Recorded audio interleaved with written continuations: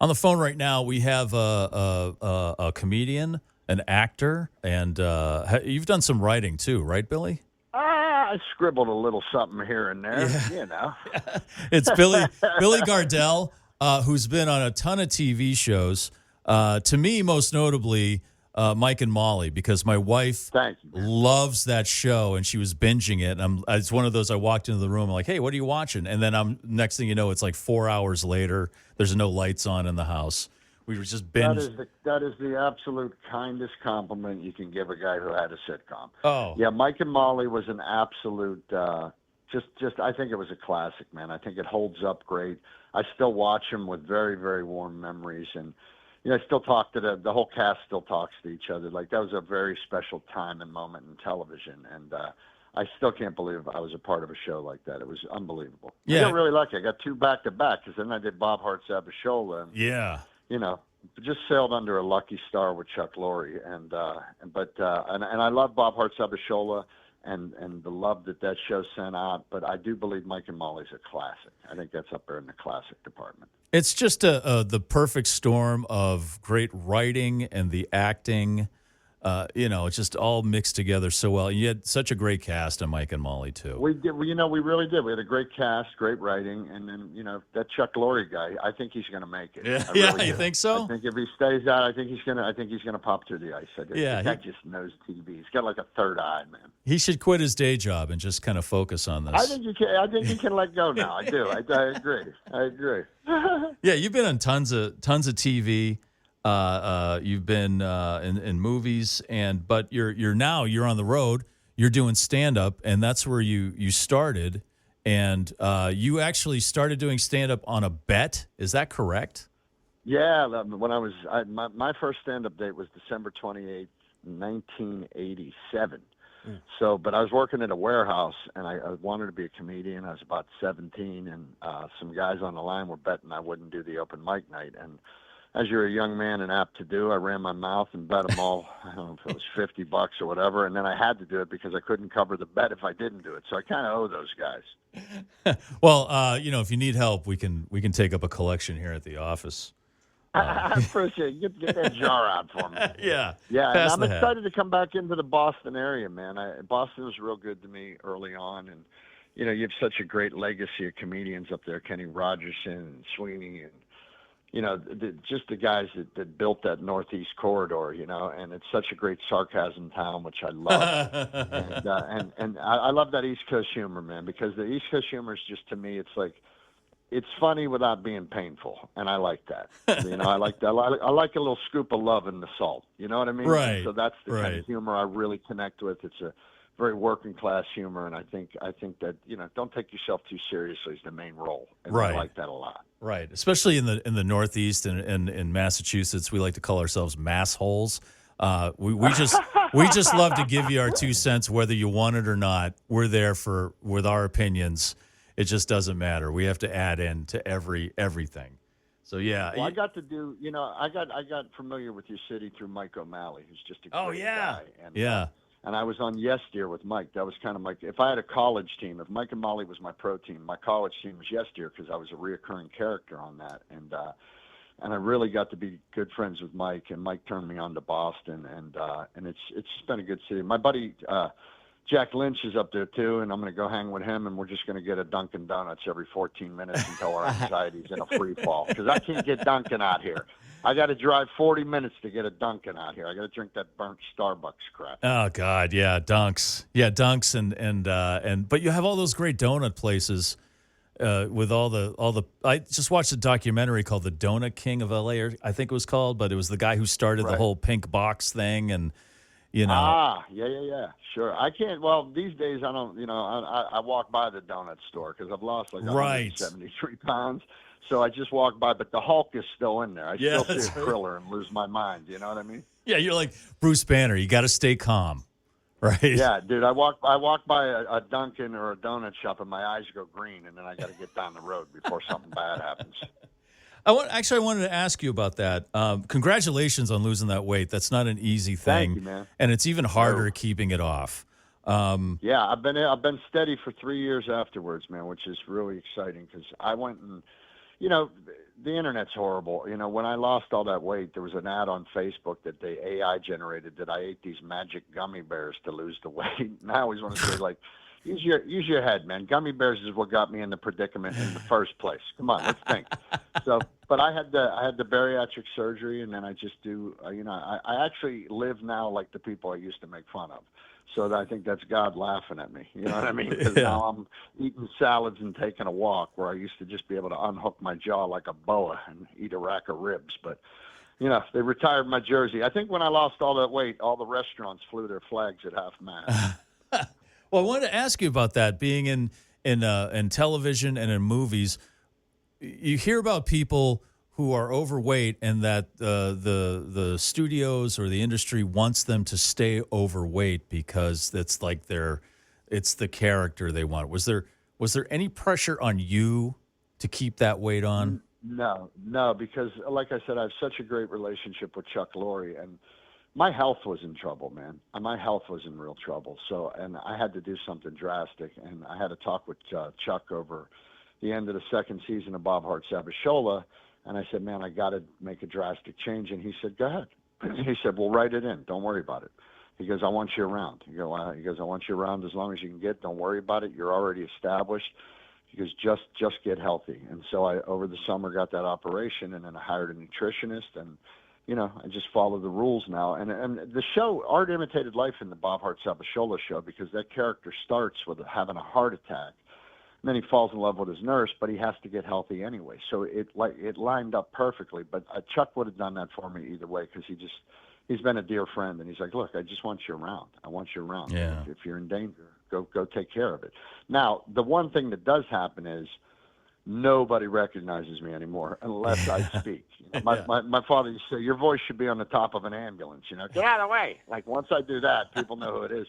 But it's like I got my anonymity back, and that's kind of comforting too, in a weird way. It's been weird to change. I went from like a young Jackie Gleason to an old Paul Newman. Like I completely transformed. So it's been kind of cool to embrace that through stand-up, to be able to talk about that journey through stand-up too. And that's the gift of stand-up.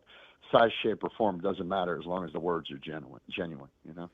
What was your thing? Like I lost some weight too, not as much as you. I lost like maybe 20 pounds, but. That's a lot, man. Yeah, it's tough keeping it off. That's the hardest part, is keeping it off. That's the thing. And so we were talking about trying to walk by a donut shop earlier. For me, it was the sub shop. It's Italian subs. Like Italian. It's basically Italian food for me too. Spaghetti, bread, pizza. Like I wasn't ever a sweet guy. I was a carb guy. Yeah. Like I wanted carbs on top of carbs on top of carbs. That was my thing. So the Italian menu is the one I love the most. Yeah. And then, I got to be careful because I'm coming into that area in Boston. What is it called? The Hill? Where is it? The North End. Yeah, that's just, I might have to put some police tape around that area so I don't get in there. Yeah, you should just avoid it. Great food up there, man. It's like so much. Yeah, you should avoid it. You should go to, I'm trying to think of a good area for Billy to go to. Maybe the Newberry Street area where there's a lot of organic grain, sprouty kind of, My dad used to say organic just means dirty. Right, yeah, they left the dirt on. Right. Well, I gotta ask you if this is true also. So you were born in Pittsburgh and you grew up in Swissvale. Yeah. Is that correct? Yeah.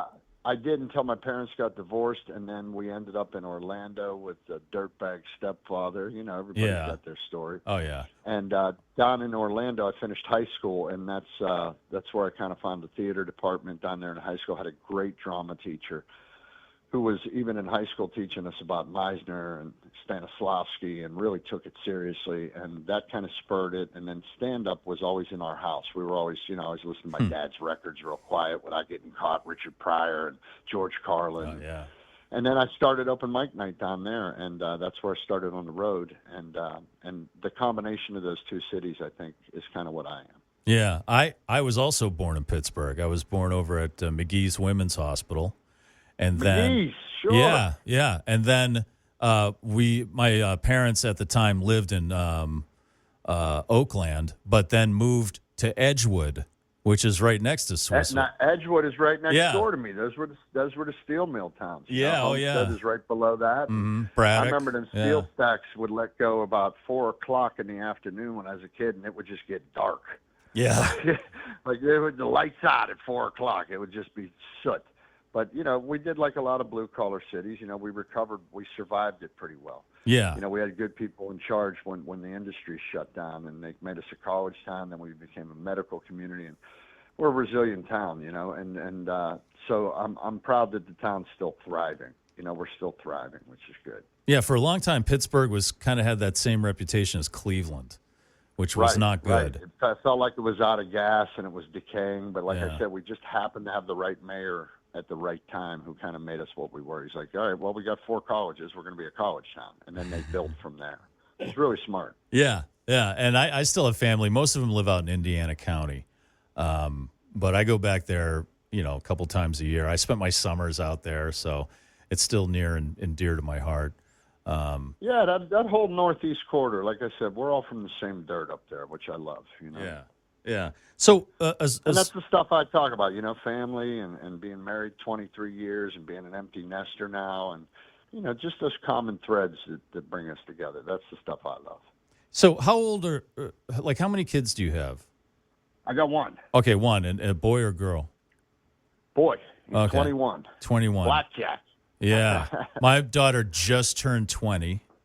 Right. Still doesn't have her license. No, you know what? Mine didn't get his till he was 19. So that's right on course. I don't know what it is with this generation. Well, I know what it is. I mean, they have Uber and parents. Yeah. That's what they have. Yes. And parents paying for the Uber. So I'm not sure I'd be running to get a car either.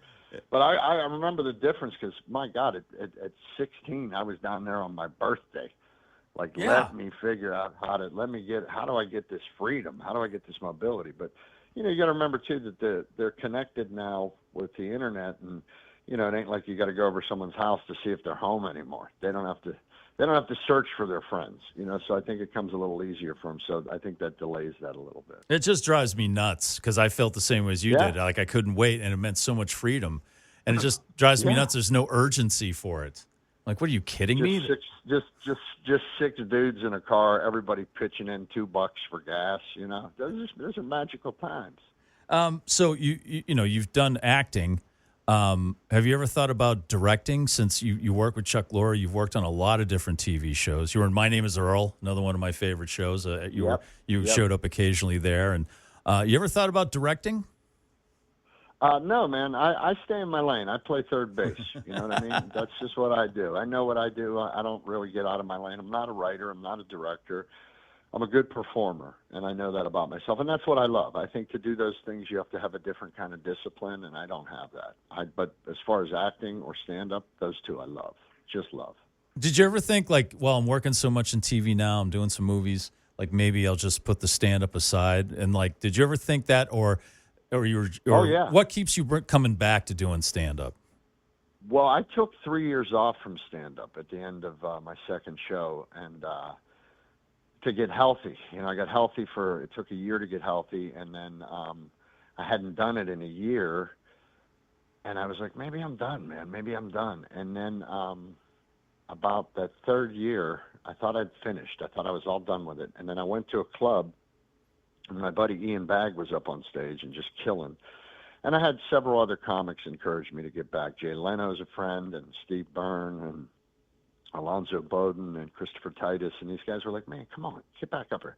But I went and saw my buddy Ian Bagg, and he was just murdering the room. He was having one of those nights where nothing he could say was wrong. He was just mauling the place, and my wife and I were there, and I looked over at her, and she goes, what? And I go, oh, no. I go, it's back.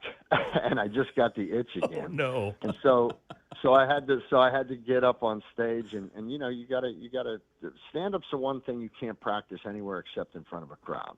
Like, you can practice your music, you can practice your lines, you can paint by yourself, but stand-up, you got to go to the highest tree, jump, and hope you fly. And there's something magical about that. And now I'm in this place where, because some success has happened to me, this is truly for the love of the game. I'm doing it for the love of the game because I love being up there. And I'm so grateful that came back to me because I thought it was gone. I really did. But now it's like I can't wait. I can't wait to get up on these stages.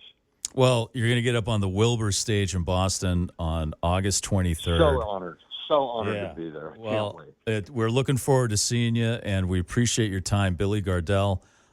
Thank you so much. Man, and sorry I missed yesterday, by the way, because I told you, no excuses. I slept through the alarm, so thank you for your graciousness today. I appreciate it. Nothing, no worries at all. Billy, I always end my interviews with the same question. Okay. Nothing like from inside the actor's studio. This is something I think. I like that, though. I like that. This is something I think is more important, and I really would appreciate if you could be as honest as possible with me. Okay? You got it. All right. Yep. Where do you stand on dipping your pizza in ranch dressing? I don't think I can do that. Once in a great blue moon, if it's around, I'll hit the crust. But that's as far as I go with that. Yeah. That's what we get. It's usually just the crust. Yeah. Okay. Yeah, just the crust, just to wipe up that crust. I don't want to mess with the marinara. Right. Because these are the important questions, Billy, and I just want to we got to get to the bottom of I know. This. I just want to lead our children, my friend. We got to lead our children. It's about different perspectives, you know. All right.